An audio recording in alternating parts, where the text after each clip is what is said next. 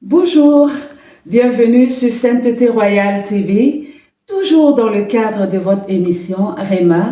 Je suis la servante Stéphanie Mabo. J'espère que vous allez bien, j'espère que votre semaine se passe également bien. Et si ce n'est pas le cas, recevez la faveur de Dieu, la grâce de Dieu et la paix du Seigneur dans vos maisons. On se dit à tout de suite après le générique.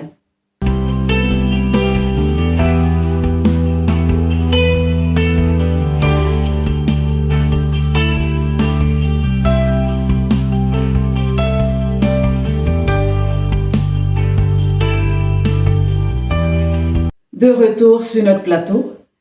Alors, aujourd'hui, nous avons un thème, voilà, qui va parler à plusieurs personnes. Et le thème d'aujourd'hui, c'est un cœur transformé. Un cœur transformé. Alors, du coup, nous allons aller dans la parole de Dieu, dans les Écritures. La parole de Dieu est en train de nous dire dans le Proverbe 4, à partir du verset 23, « Garde ton cœur plus que toute autre chose, car de lui viennent les sources de la vie. » Il est très important en tant qu'enfant de Dieu de garder son cœur. Il est très important. Moi, je me souviens, il y avait une servante de Dieu, chrétienne, servante de Dieu, née de nouveau, baptisée, mais qui avait un problème avec son cœur, qui se laissait emporter dans la colère, dans beaucoup de choses. Et ça a vraiment freiné son ministère. Alors aujourd'hui, en tant qu'enfant de Dieu, c'est très important de garder son cœur. De garder son cœur. Quand nous allons au travail, nous sommes censés représenter le royaume de Dieu. Dans tous les différents domaines dans lesquels nous nous retrouvons, nous sommes censés représenter le royaume du Seigneur. Alors, la parole de Dieu même est en train de nous dire dans le livre de Romains 8, au verset 8, « Or, ceux qui vivent selon la chair ne sauront pas plaire à Dieu. Le cœur est rattaché à la chair. » Toutes les décisions que nous prenons sont rattachées au cœur. Les émotions que nous avons sont rattachées au cœur. Et si notre cœur n'est pas transformé, en tant qu'enfant de Dieu, nous allons faire beaucoup d'erreurs. Nous allons faire des gaffes.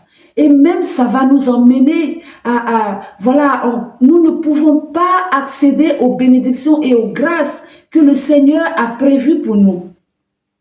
C'est pour cette raison il est important d'avoir un cœur changé. Et c'est le Saint-Esprit qui pourra nous aider à transformer notre cœur. Nous n'allons pas nous emporter dans la colère, dans la haine, dans la jalousie, dans les mépris, dans l'impudicité. Tout ça, ce sont les œuvres de la chair. Ce sont les œuvres de la chair. Je veux exhorter ici une personne à être amie au Saint-Esprit, à être intime avec le Saint-Esprit. Parce que si tu te laisses conduire par le Saint-Esprit, automatiquement, tu vas briser tout ce qui est œuvre de la chair en toi. La Bible est en train de nous dire dans le même livre de Romains 8, à partir du verset 14, « Car tous ceux qui se laissent conduire par le Saint-Esprit, ceux-là sont appelés fils de Dieu. » Alors, en tant que véritable fils de Dieu, en tant que véritable fille du Seigneur, je viens t'exhorter ce matin, voilà, à laisser le Saint-Esprit éliminer tout ce qui est œuvre de la chair en toi. S'il y avait une personne qui était alcoolique, s'il y avait une personne, voilà, qui avait des envies, des choses qui ne glorifiaient pas le Seigneur, tu te bats depuis plusieurs jours, plusieurs semaines, plusieurs mois, plusieurs années, avec une action en toi, dans ton corps. Tu es en train de te battre de toutes tes forces. Tu as besoin du Saint-Esprit. Il faut souffler un coup et invite le Saint-Esprit. Là où tu te sens faible, invite l'Esprit de Dieu et que l'Esprit de Dieu te conduise. Parce que en ce moment-là, tu auras un cœur transformé, tu auras un cœur pur, tu auras un cœur renouvelé, tu auras un cœur qui réjouit le Seigneur et de par toi, tout le monde dans ton entourage sera impacté. Des personnes seront sauvées, des personnes viendront à Christ à cause de toi, à cause de ton style de vie, à cause de ta manière de fonctionner, à cause du bon cœur que tu auras. Les gens viendront à Christ.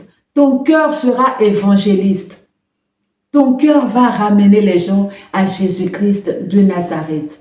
C'est pour cette raison, aujourd'hui, mon thème a été porté sur un cœur transformé, une intelligence renouvelée.